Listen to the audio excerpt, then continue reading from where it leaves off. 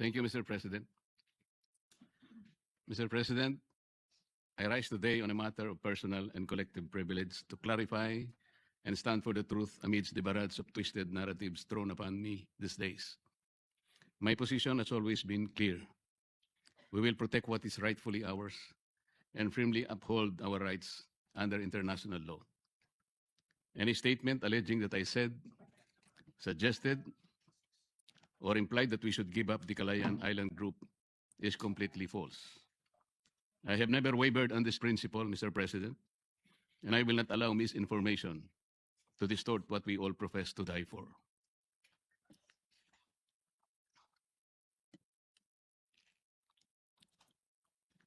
Cheap fakes. These are deceptively altered contents created through basic editing techniques. May appear simple, yet their consequences are profound.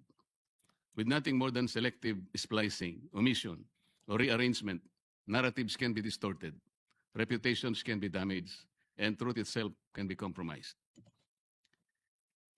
It is within this context that I seek to clarify the record and confront the dangers posed by deliberate misrepresentation. Mr. President, being one of the neophyte senators in this august chamber, I brought not only my passion to serve our countrymen, but also my hard-earned integrity as a public servant. I know for a fact that government officials should not be onion-skinned. At tunay naman pong isinabuhay ko ng maging matibay ang loob ko. Dahil sa ilang dekada ko nang nasa serbisyo, talaga naman pong samut-saring batikos at pangungutya na rin ang aking natanggap. Mr. President, criticisms per se are understandable, but intentional distortion of statements is clearly unacceptable. On 4 February 2026, the Commission on Appointments held a hearing for the confirmation of the ad interim appointments of the members of the Armed Forces of the Philippines. During the said confirmation hearing, I underscored that the Philippine Exclusive Economic Zone, EEZ, and the West Philippine Sea, WPS, are legally distinct from each other, emphasizing that the 2016 arbitral award clarified only the country's EEZ and continental self-entitlements and did not rule on the issue of WPS. I further explained that certain Philippine-occupied features in the KIG lie beyond the EEZ. And because their enclave territorial seas are included in the West Philippine Sea as defined by RA 12064, their inclusion in the plotting of the WPS map could be an insurmountable task. Within this context, I gave a hypothetical way out about giving up the KIG, which was only meant to illustrate the legal obstacles and physical difficulty of delineating the West Philippine Sea that will encompass waters of the KIG in the high seas, highlighting the dilemma rather than advocating abandonment. Then, on 5 February 2026, one of our colleagues in this chamber caused the publication through his official social media account of a spliced and manipulated compilation of statements I have made during the aforesaid Commission on Appointments hearing. The said post presented a video compilation at sabay-sabay po nating panoorin ito. Patayan natin dito for something that's not even within our EEZ. Ang gawin natin po para madali, i-give up natin yung KIG. Nag-govern pa rin yung international law. So atin yung Calayan Island Group. We call now on Captain Jess B. Pilar, Philippine Navy, the most senior among the officers now under consideration. Meron po tayong mga isla na occupied natin ngayon. Ito yung Kalayaan Island Group. Ngunit, they are way beyond our EEZ. Wala doon sa limit ng ating exclusive economic zone. Being a member of the armed forces, our seas, our rights, and our future, and we just stick to what is legally ours, what is stated in our law, sir. I'd like to congratulate you for responding very well to the questions of the Honorable Marcoleta. At first glance, Mr. President, the video may appear to convey precisely the narrative it was designed to suggest. However, that impression is fundamentally misleading. Recognizing the implications of such a portrayal, I formally wrote to said colleague and sought clarification as to the purpose and intent of publishing a spliced video which seemed to have deliberately tweaked the import of my statements and portrayed in a manner as though I was advocating the surrender of a portion of our territory. Ayan po yung aking sulat, Mr. President, a one-page letter. Ayan naman po yung 3 pahina na sagot sa akin, Mr. President. In his reply letter, he characterized my concerns in this manner, and I quote, "Allegations that the video excerpt was deliberately crafted to mislead or that it was altered to deceive are serious in nature and demand substantiation. None has been provided." I strongly disagree, Mr. President. The substantiation lies in the record itself.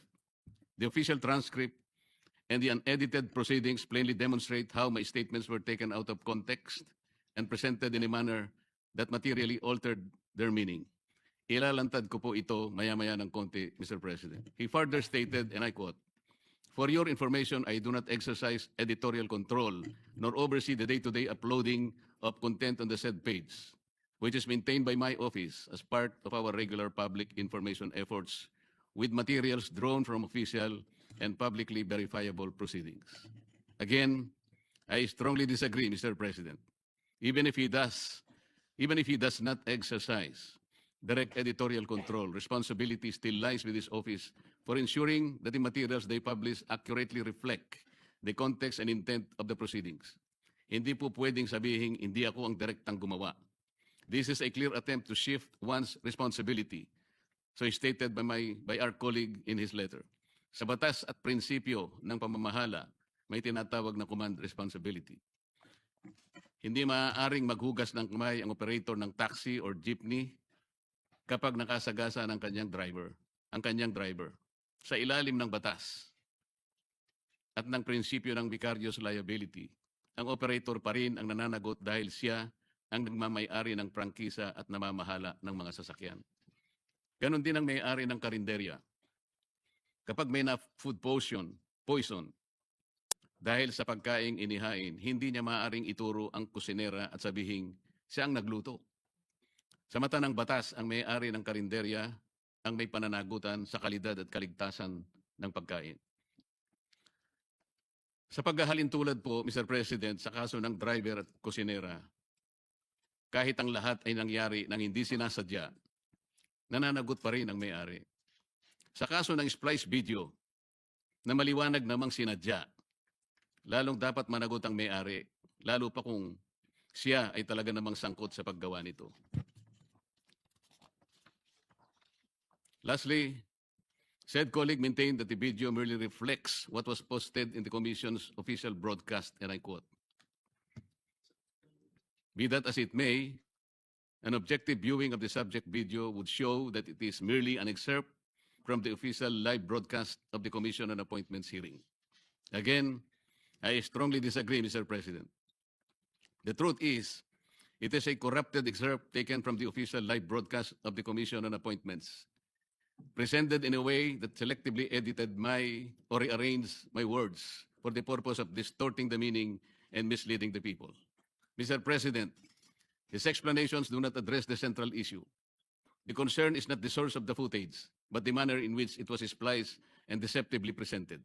Appearances, as we know, can be engineered. The compilation was not an honest representation of the proceedings. What was shown was not the substance of the discussion, but manufactured impression.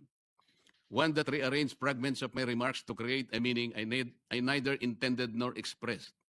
Mr. President, kung ang simpleng pahayag nga ay nabibigyan ng iba't ibang interpretasyon, depende kung sino ang nakakarinig.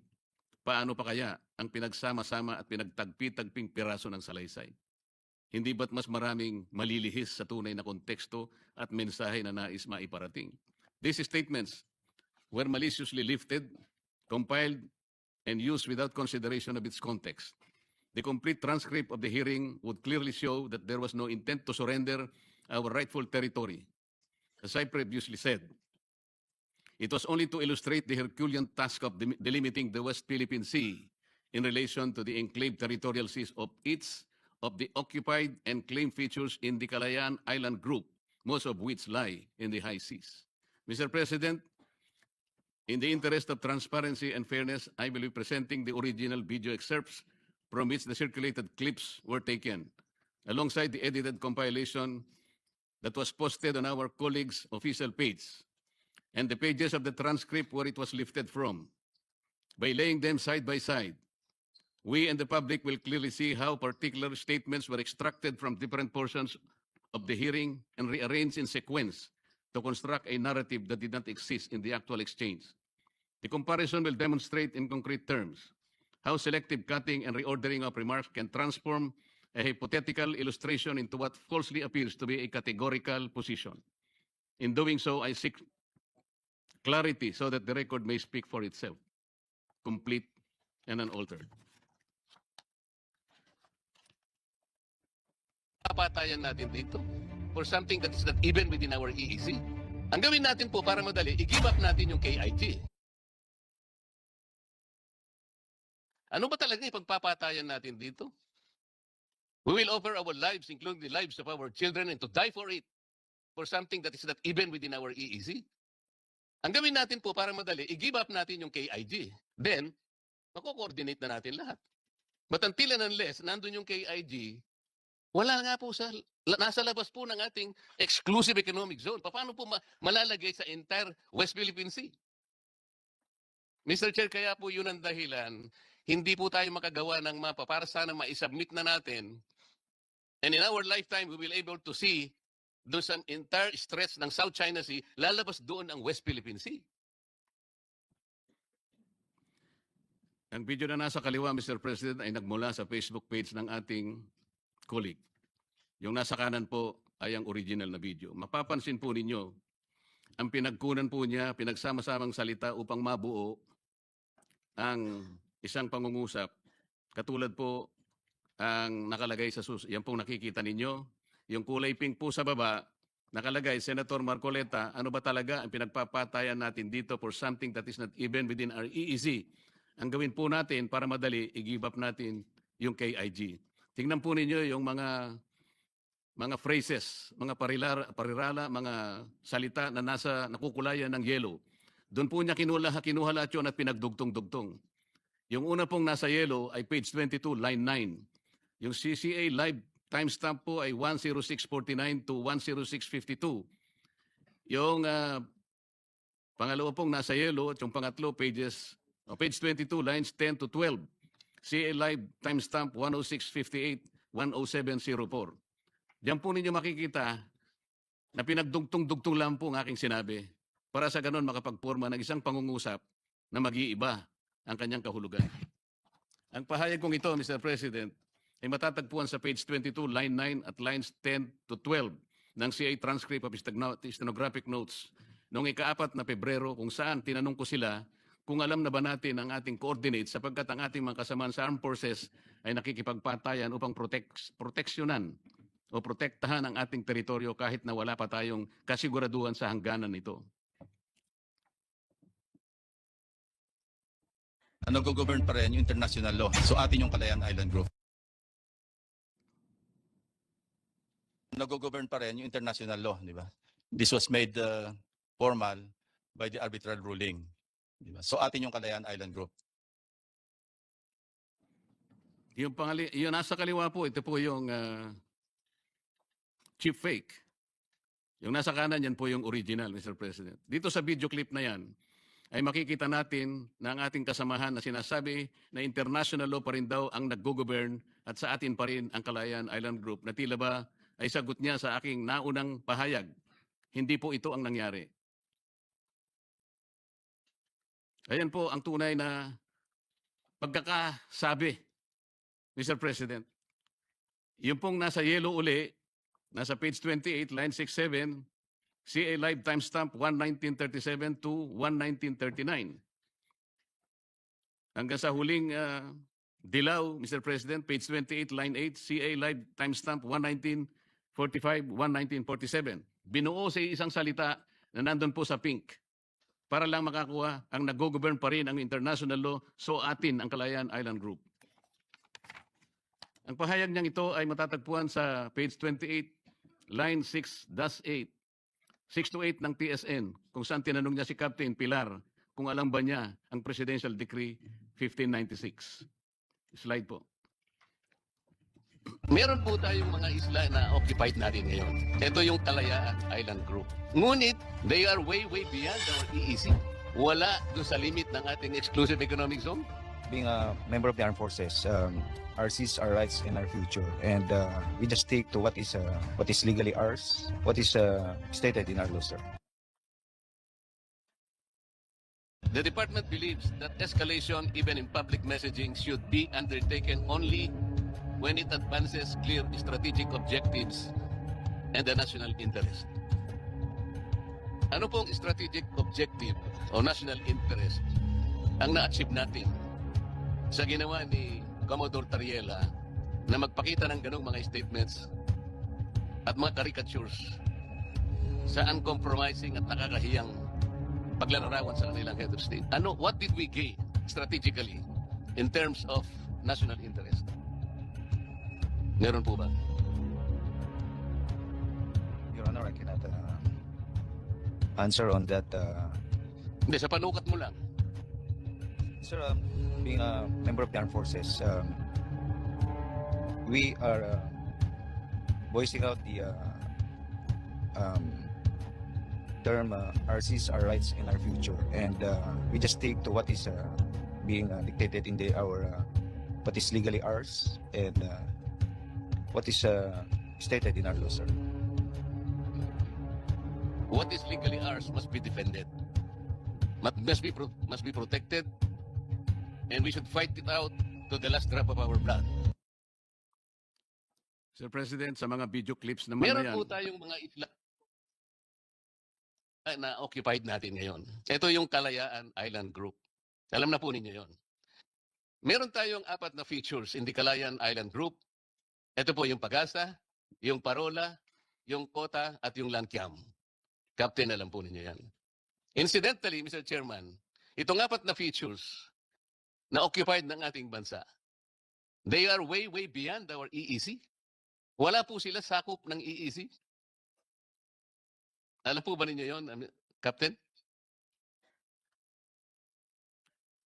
sa mga video clips na yan po, Mr. President, yan na po talaga nagkagulo-gulo. Ang mga pahayag kong ito ay matatagpuan sa page 19 at page 20 ng TSN, kung saan aking tinalakay ang Kalayaan Island Group at ang saklaw ng arbitral ruling. Ayan po yung mga salita na nasa nakukulayan ng kulay dilaw na kanilang pinagdugtong-dugtong para magawa po yung isang pangungusap na nandyan po sa pink color.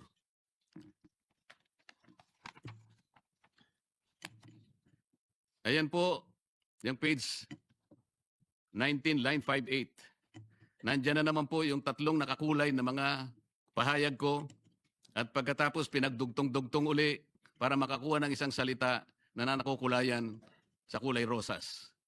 Makikita natin kung paano po nila pinaghalo-halo ang mga pahayag, Mr. President. Some words taken from page 22 of the TSN, the others were from page 28 at another from page 19. Hindi lamang po yan, iba-iba rin ang pagkakasunod-sunod ng pahayag kong ito sa page 19 ng TSN. Merong nasa line 25, biglang pumunta sa line 21, tumalon sa lines 7 to 8 at nasa page 20 at muling bumalik sa lines 5 to 8 ng page 19. Incidentally, Mr. Chairman, itong 4 na features na occupied ng ating bansa, they are way beyond our EEZ. Wala po sila sakop ng EEZ. Meron po tayong mga isla na occupied natin ngayon. Ito yung Kalayaan Island Group. Ngunit, they are way beyond our EEZ. Wala doon sa limit ng ating exclusive economic zone. Being a member of the armed forces, our seas, our rights, and our future, and we just stick to what is legally ours, what is stated in our law, sir. Napansin po ba ninyo, Mr. President? Doon sa original, yun po yung bandang kaliwa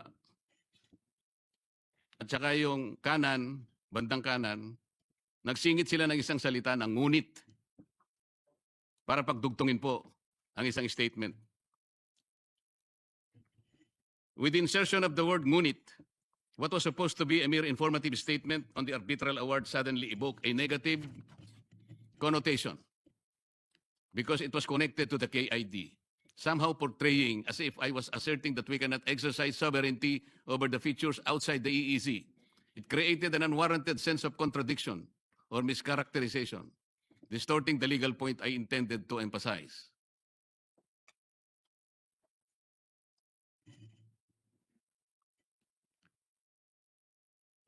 Ayan po ang order of events. Mr. President. Doon sa version po na chief fake, ayan po yung 10649 to 10737. At ang timestamp po sa CA's live feed, 11937, 11947, 1017 to 10145, saka po yung 57, 51, and 5916. Mr. President, malinaw sa slide na ito kung paanong pinag-iba-iba ang pagkakasunod-sunod ng mga video clips. Nagmula ang mga pahayag sa iba't ibang timestamps kung saan iba't iba rin ang pinupunto ng bawat isa. Bakit pa kailangang paghalu-haluin ang aking mga sinabi at sadyaing magsingit pa ng isang salita sa aking pahayag? Sa mismong pagmamaniobra na ito, malinaw na may layuning baluktutin ang simpleng kahulugan ng aking sinabi. Ang salitang ngunit na kanilang isiningit para dugtungan ang isang pangungusap ay malinaw na matatagpuan sa page 19 ng TSN. Ipinalalabas nilang ito'y tuloy-tuloy kong sinabi, gayong sa opisyal na record ay malinaw na magkakahiwalay ang aking mga pahayag. Ang ganitong pag-edit at hindi simpleng pagkakamali lamang. Bagkus isa pong buktot na planadong pagkilos at tuwirang pagpapalit ng konteksto na nagpabago sa kahulugan ng aking mga ipinahayag. If we take into account the entirety of my discussion, Mr. President, the statements clearly express a theoretical choice, if only to illustrate the legal conundrum in connecting the maritime areas of the KIG features, and not an advocacy of surrender, abandonment, or renunciation of any part of Philippine territory. But this was not the account in the edited material used as a contraption. Although the statements were indeed made during the hearing, the video he posted on his Facebook account was a spliced and reordered version that deliberately rearranged my remarks to cast me in a negative light. By selectively cutting, fragmenting, and reassembling portions of my statements out of their proper sequence and context, he fabricated a narrative that is intentionally deceptive.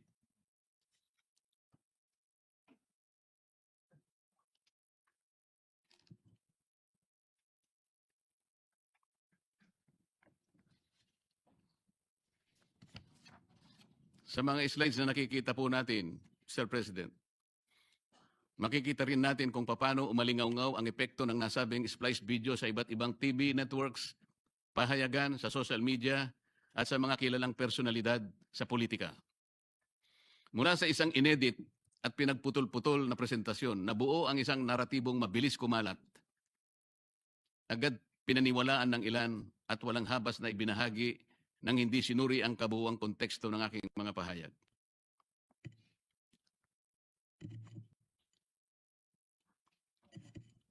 At noong ika-16 ng Pebrero 2026, kagaya po ng nakikita po nyo, muling naglathala ang nasabing colleague sa kanyang official website at sa kanyang Twitter account tungkol sa aking plano na pagsasampa ng ethics complaint na tila ba may pangungutya pa nang sabihin niyang hindi raw siya marunong mag-splice ng video at kung maaari ay turuan pa siya. Ayan po ang nilagay niya. Ang ganitong pahayag na wari pagbibiro ay isa lamang paraan ng pag-iwas, ngunit halata naman na ang paratang ay hindi naitanggi. Ginoong Pangulo, kahit pa marunong akong mag-splice o mag-edit, kailanman ay hindi ko ituturo kung ito ay gagamitin sa kamalian na magdudulot ng kalituhan o kapahamakan sa aking kapwa. Ang sabi nga niya, ang tama ay ipaglaban, ang mali ay labanan. From his own words, his own slogan, his own political battle cry, let us walk the talk, Mr. President. He did not stop at posting the spliced and misleading video. He continued to publish and disseminate statements on the same issue, repeatedly insinuating that I intended to surrender a portion of the country's territory, portraying me as a villain and himself the hero. Ang kulit. In his interview with DCBB 594, February 5, 2026, posted on his official YouTube account, he once again talked about the same topic. Ito po ang sinabi niya. Nang narinig ko, sabi ni Senator Marcoleta, na ipamigay na lang natin, hindi ako nakapigil. Doon, kailangang liwanagin natin kasi atin yan. At may basihan kung bakit atin yan. Sabi niya, sa labas ng EEC, di ko matanggap yan kasi nandoon na may mga Pilipino sa Pag-asa Island. On February 7, 2026, sa nakikita nating social media post, ayan po, Mr. President. The same colleague once again utilized his official Facebook page, website, and other social media accounts and published an article discussing the Kalayaan Island Group, asserting that relinquishing it would be tantamount to surrendering the entire nation. Through this subsequent posting, he reinforced the same insinuation and misleading narrative previously advanced. A narrative anchored on a distorted interpretation of my statements rather than on the true record of the proceedings. This development, Mr. President, naturally raises serious questions. What objective is being served by repeatedly advancing this narrative? Bakit tila ako ang palagi niyang tinatarget? Ano ang tunay na layunin ng patuloy at piling pagtutok laban sa aking mga pahayag at paninindigan? Ano bang dahilan at kinakailangan niyang baluktutin ang aking mga pahayag at ipilit ang isang salaysay na malinaw na taliwas sa aking tunay na paninindigan? Mr. President, truth cannot be distorted by editing, nor can integrity be blemished by manipulation. Every issue needing public discourse should start and end in floor debates in this chamber, not in the cover and comfort of partisan media. When statements are deliberately stripped of context and repackaged to mislead the public, the injury is not merely personal, it is institutional. It corrodes trust, distorts democratic debate, and undermines the very standards of fairness this chamber is duty-bound to uphold. I therefore place on record this demand for clarification, firm in the conviction that reasoned discussion must prevail over misrepresentation. Para sa kalaman ng lahat, falsification of a video recording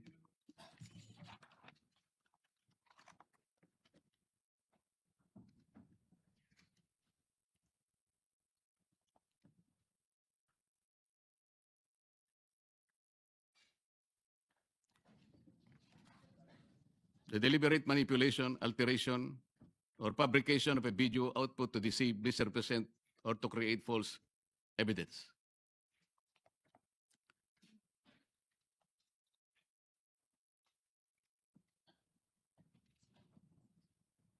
Yung slide 25, please. Ayan po. Mr. President, these are not trivial matters. Legal repercussions can arise. For when public platforms such as Facebook and YouTube are used to amplify misrepresentations, the consequences extend beyond individual reputations and risk misleading the very people we are sworn to serve. Such acts may constitute violations of Cybercrime Prevention Act of 2012, particularly under provisions of penalizing online libel and the spreading of false information through video forgery and tampering. Lest we forget, the sacred wordings of the PMA Honor Code and Honor System, so ingrained in the hearts of every cadet, are cast in stone. Let me quote this, Mr. President. The Honor Code is our pride as it is our heritage. We will hold its trust long after we have left the gray line. We will be guided by its principles of fearless truth regardless of consequence, a sine qua non in our profession of arms. Our code does not deviate from the universal concept of honor. It demands the truth, nothing else but the truth, both by act and implication. Each cadet becomes a zealous guardian to his earmark of the Corps and will report another or himself for a violation of honor. It is in keeping this priceless legacy from our predecessors that we seek to transmit it unblemished to the unending gray line. Mula sa PMA Code, Ginoong Pangulo, dalawa pa lang napaka-importanting tanong ang dapat masagot ng bawat kadete ng Philippine Military Academy. Una, do I intend to deceive? Pangalawa, do I intend to take undue advantage? If a cadet can answer no to both questions, he is not guilty of any honor violation. Ngunit kung hindi ka naman makakasagot ng hindi sa dalawang tanong na ito, wala kang karapatan upang matawag na marangal. Mr. President, if the Philippine Military Academy requires every cadet to answer 2 questions on the virtue of honor, shouldn't we ask ourselves if we all deserve the honor of serving our people in this chamber? Mr. President, when he spoke last February 21, 2026, during the PMA Alumni Homecoming where he was guest speaker, he declared, and I quote, "If the test of courage and loyalty transpires during times of danger, integrity is tested in positions of power and influence, especially when no one is looking." If it were so, Mr. President, then this is a powerful reminder that those who hold positions of authority must exercise them with fairness and fidelity. Yes, fidelity to the truth. Precisely because we possess influence, we bear a greater responsibility to ensure that we present to the public what we present to the public is complete, accurate, and not deliberately framed to mislead. Integrity, after all, Mr. President, is not proven by rhetoric, but by conduct. Ginoong Pangulo, ang katotohanan ay hindi maaring tabunan ng ingay. At ang paninindigan ay hindi maaring yurakan ng panlilinlang. Uulitin ko po, hindi po ako kailanman nagsulong ng pagsuko ng ating teritoryo. Ako ay naninindigan para sa malinaw, tapat at responsableng pagtalakay ng batas at ng ating pambansang interes. Sa harap ng baluktot na salaysay, ako ay nananatiling matatag sapagkat sa huli, ang katotohanan ay mananaig at ang taong bayan ay may karapatang malaman ng buong katotohanan, walang dagdag, walang bawas, walang panlilinlang. Maraming salamat po, Mr. President.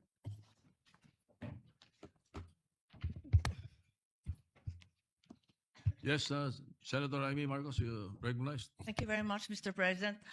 It's simply by way of manifestation as a member of the Committee on Appointments.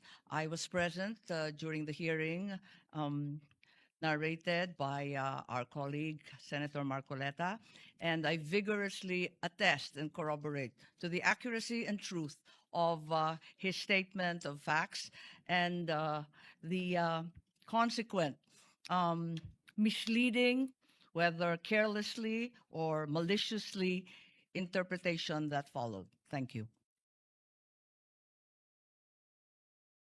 Kami ang boses ng masa, hindi natatakot. Katotohanan lang, di kami nalulunod. Walang bahid ng sismis, lahat ay totoo. Kahit sino ka pa, pag mali ka babanatan ka. Walang pinipiling kulay, wala kaming kinikilingan. Basta para sa bayan, kami lalaban. Pagdama palakpakan, pag mali banatan. Di matitinag, di matatakot, para sa bayan tuloy ang sigaw. Sa harap ng kamera, walang halong takot. Mga baluktot, lahat kayo'y tutumba. Ang hustisya at totoo, yun lang ang mahalaga. Kahit sinong harang, di kami matitinag. Walang pinipiling kulay, wala kaming kinikilingan. Basta para sa bayan, kami lalaban. Pag tama palakpakan,